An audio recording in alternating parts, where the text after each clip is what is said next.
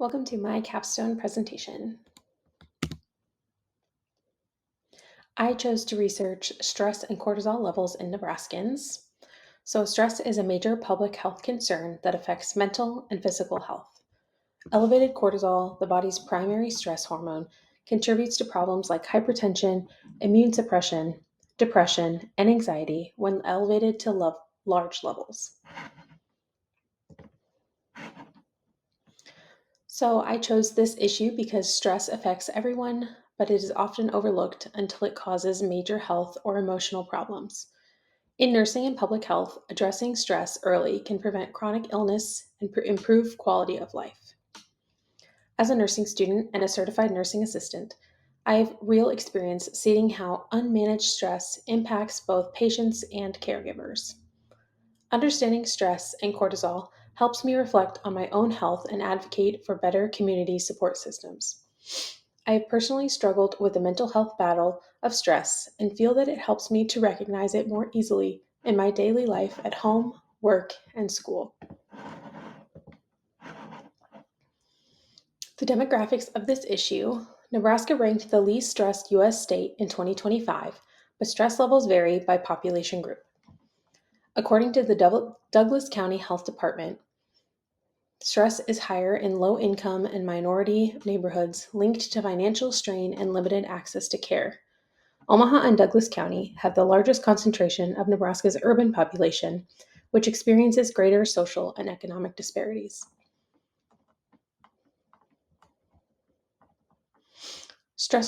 Community stressors between rural and urban settings, emphasizing the need for targeted local interventions.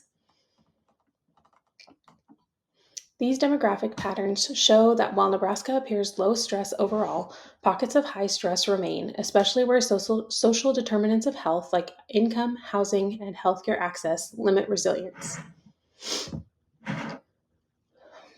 The scope of the issue: nationally, 3 in 4 adults report at least one symptom of stress each month. Chronic stress raises cortisol levels, contributing to long-term health problems such as anxiety, hypertension, and immune suppression. In Nebraska, local disparities highlight the link between social inequities and physiological stress responses, connecting this issue to overall community well-being. The educated citizen. I will be talking about 2 effective communicator experiences, 2 reflective individual experiences, and 2 change agent experiences. My first experience being an effective communicator was vision screenings for elementary school children. We had the opportunity to do vision screenings for students at 2 elementary schools. A large majority of the students did not speak English as their first language. Also, children tend to have shorter attention spans and don't always want to do what they're told. I learned that communication requires flexibility, empathy, and creativity. This is especially important when verbal communication isn't possible. Nonverbal communication and emotional intelligence help to build trust quickly. Throughout this experience, I relied mostly on facial expressions and gestures to communicate with the students. Managing communication across cultural and language differences is a skill that can reduce stress in Nebraska. Programs like Stress-Free Schools could use simple, inclusive language and visual tools to help to teach coping skills and mindfulness. My second experience being an effective communicator was my experience with a post-operative patient receiving life-changing news. So during my preceptorship, I cared for a post-surgical patient who had just learned that her condition would cause permanent physical limitations. She was left without most of her bowel and would have to live with an ostomy for the rest of her life. Shortly after receiving the news, she became extremely emotional and expressed thoughts of not wanting to live anymore. At first, I didn't know what to say and worried about saying the wrong thing. However, I knew it was important to remain calm and supportive. I learned that effective communication in crisis situations requires composure, empathy, and the ability to listen without judgment. It also showed me how silence can be powerful when someone needs time to wrap their head around something. Sometimes patients need space more than words. I realized that my tone, body language, and patience mattered as much as what I said. Addressing stress in Nebraska communities requires similar communication skills. Programs like Calm Corners could train staff and volunteers in active listening and crisis communication to help individuals who feel overwhelmed by stress. The ability to respond with empathy, validation, and a calm presence can help de-escalate emotional distress and build community trust, both key components in reducing chronic stress and its physiological effects. My first experience being a reflective individual was when I called my first rapid response. I called my first rapid response while I was at work in October of 2023. I was caring for a patient with dementia, poor eyesight, and limited hearing. I was his one-to-one sitter, as well as the sitter for the patient next door. I had just stepped out of the room after rounding on him when I heard a loud crash and went running back into the room with a colleague. He had tripped over his bedside table and fallen. He had a nasty bump on his head, so we knew he had hit it on something. I pushed the rapid response button to get help. Through this experience, I learned that reflection helps me process my guilt and fear, turning it into professional growth. I learned the importance of being prepared, being honest, and staying calm under stress. This relates to my public issue because reflection can help community members manage stress more effectively. Teaching self-awareness techniques, journaling, or mindfulness in schools could lower cortisol levels and improve resilience.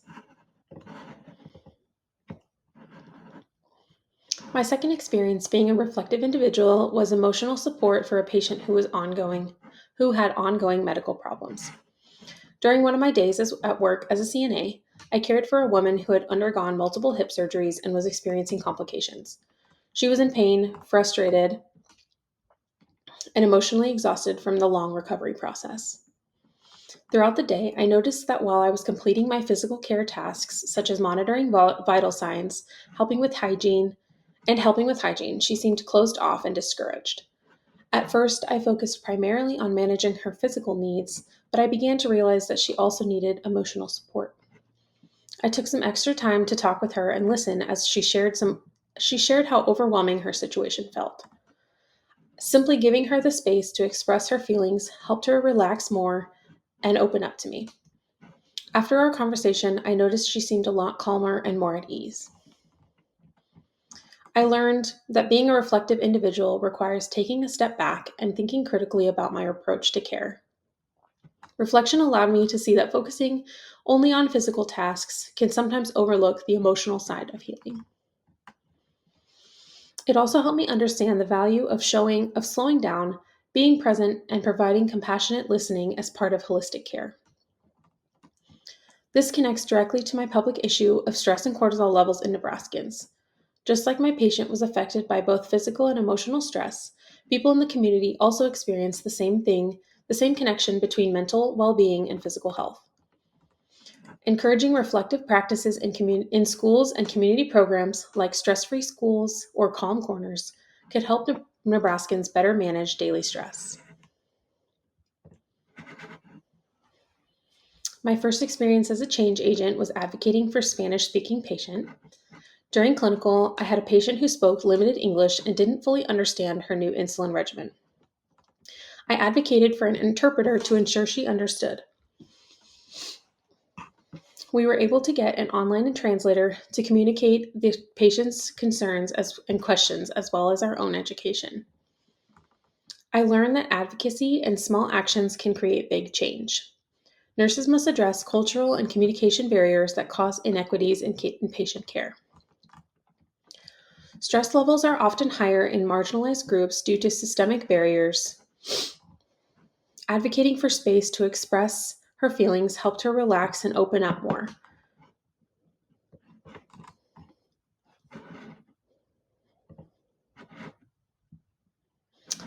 My second experience being a change agent was hands-on teaching for a patient and her husband.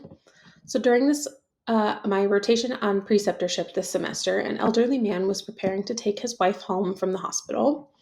His wife had advanced dementia and had recently been started on tube feedings, which he would be responsible for managing at home.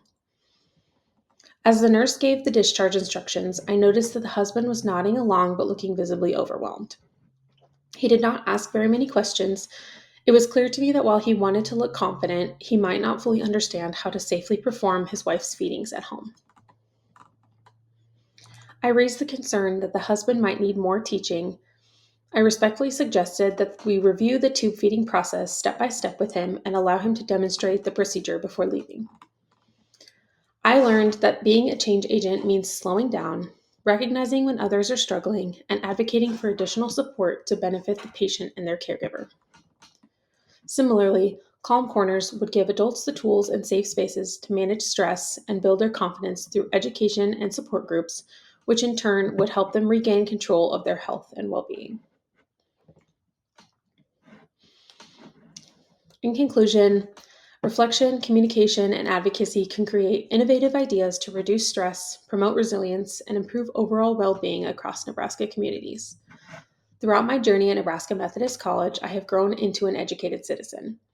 This includes being a reflective individual, an effective communicator, and a change agent.